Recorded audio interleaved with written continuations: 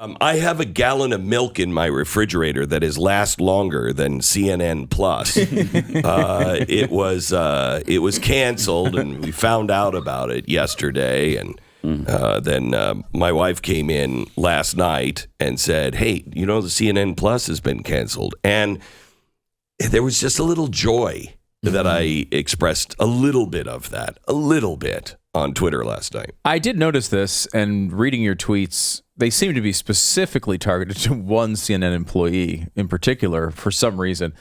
You say, "Hey, Brian Stelter, perhaps you can join me on my successful global media streaming service to discuss your company's $300 million failure."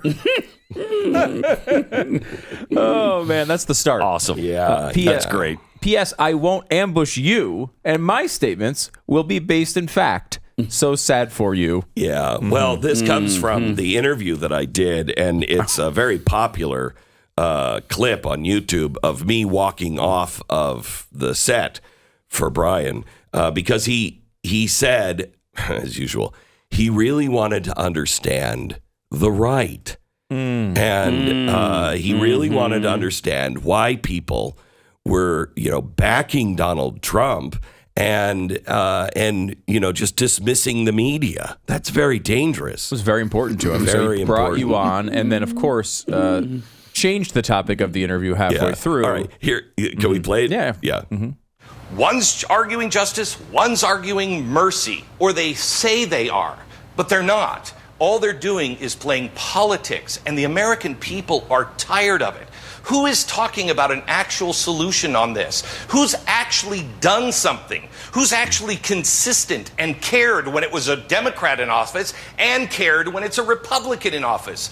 Those people exist around the country, and they're watching you two, the media and Donald Trump, playing this little game back and forth, and they're sick of it. They don't want to hear about it from either side. I want the critique because I invited you on. I'm self-aware enough to know that we need to talk about this because I know it's a problem. The mainstream media is having a very hard time.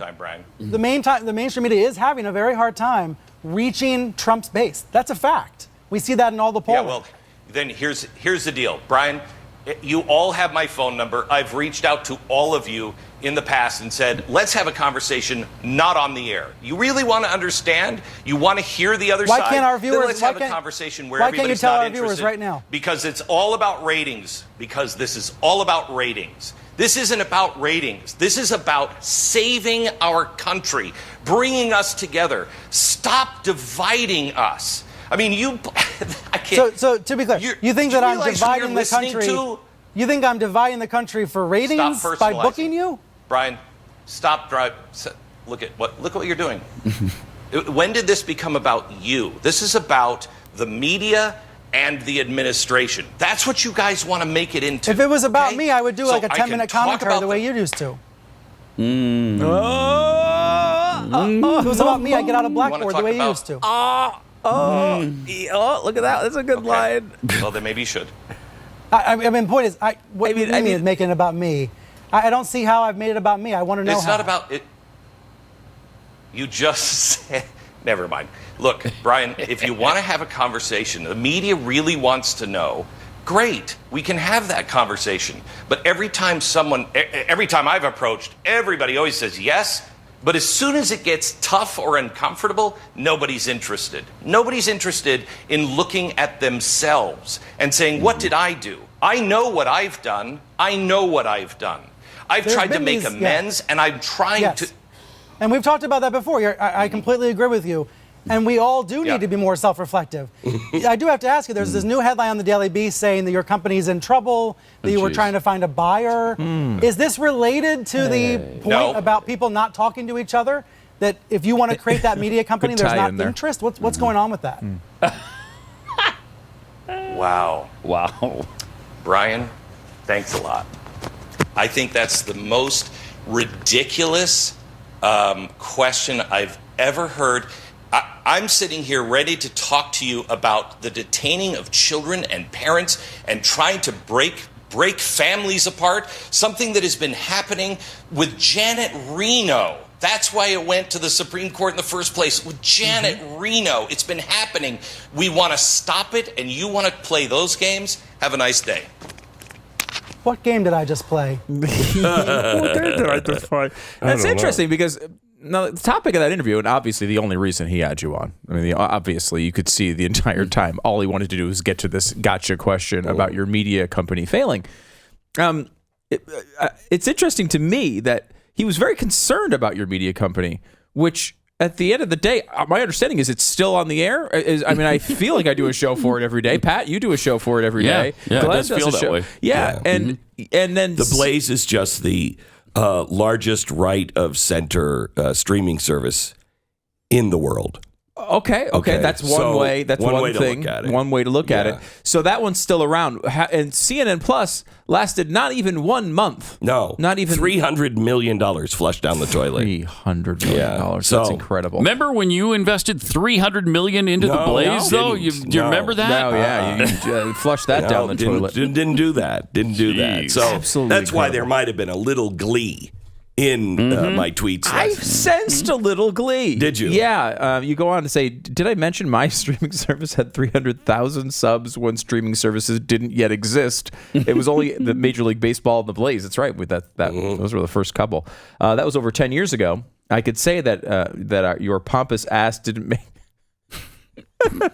make 10 weeks, didn't bring me joy, but I will leave the lies to you and CNN. And then you really you like the self-reflective nature. I do. That you had in that interview. did, You yeah. brought back again, and you said, "I am sorry, Brian Stelter, for that last tweet. I just lashed out after hearing the news about the biggest media failure of all time." Without thinking about how worried you must be about your upcoming unemployment situation. Please know you are in my thoughts. I wanted to say my thoughts and prayers, but I know he dismisses the prayers. Right. Well, there you go. Okay. Now this is you again. After rereading these tweets, I see how childish they appear. But after being subjected to your constant lies and the transparent hatchet job you call a career, the epic fail of CNN makes us believe in the old saying that evil loses in the end.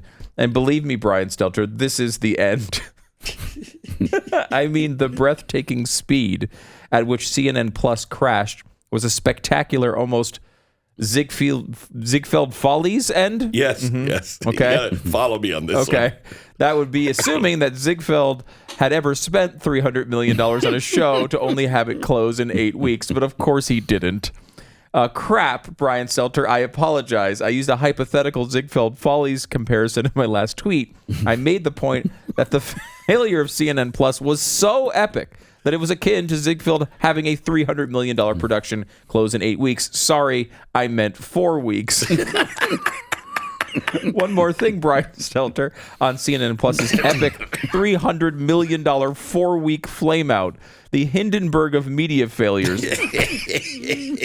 Please note, I only use Ziegfeld Follies because I thought it would be relatable to you and your elitist, out-of-touch New York City Upper West Side snotty coworkers.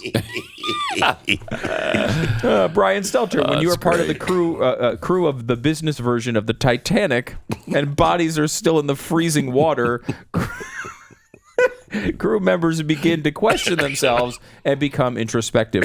What did you do wrong? May I suggest a few things that I'm sure you may be thinking? And then you launch into a plethora of things that they've done wrong. Well, the of list course, is available on Twitter. Yeah, of course, it starts with Donald Trump. I mean, that's the reason why they failed. They're blaming it on somebody, but not themselves. They will learn nothing from this. At no point did anyone rationally believe this would work.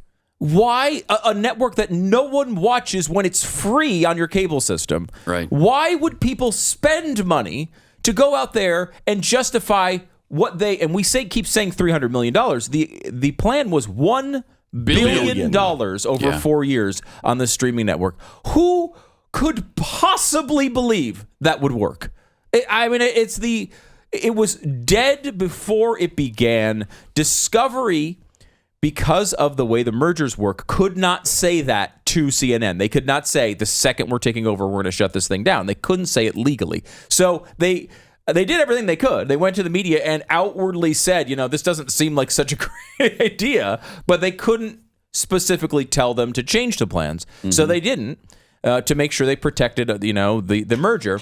The second they get in there, they're like, well, obviously this isn't going to work. The people at CNN rushed it through to get it started before the merger went through fully so they could get it on the air, and made such a big deal about it, trying to lock Discovery into keeping it going. They said stuff like, this is the most important moment in CNN's history. It's going to be change the face of the news media, hoping that Discovery would come in and say, how are we going to get out of this? It sounds a little like the Democratic plan in Washington, doesn't it? Yeah. We're just going to start all these things and then hope that the Republicans just won't take them out. Won't take them down. And you know what? If the Republicans do what they usually do, they won't take it down. Discovery did not act like the Republicans. They acted like a company that wanted to make money. Yeah, that wants to survive. You know what I mean? I mean, how hard did you laugh when you heard this yesterday, Pat? Oh, I loved it. I laughed until I wept, and I was weeping for joy. And can I tell you something? We honestly, with very few exceptions, usually on Election Day, we don't gloat. I don't like enjoying people's failures. But it's impossible not to enjoy Oh, my this. gosh, I enjoyed this so much. I enjoyed this more than if they would have said, Glenn, not only did you get Willy Wonka's chocolate factory, you're going to be living in a house built with ice cream. Okay? You couldn't have made me happier than this failure. We were thinking of the biggest business failures of all time. And it's kind of on par with pets.com. Remember the spectacular crash? Par? No. But it's way beyond that. Yeah. Pets.com lasted 262 days. Wow. That's pretty good. Lasted 30 days? Yeah. This is 31? This really is the more akin to the Titanic. That ship lasted one voyage. It was unsinkable. It lasted one voyage and rested at the bottom of the sea. At least it made it halfway across. Yeah, it did. It did. You can't argue that with CNN Plus. This would be like the Titanic sinking in the dry dock. That's how bad this is.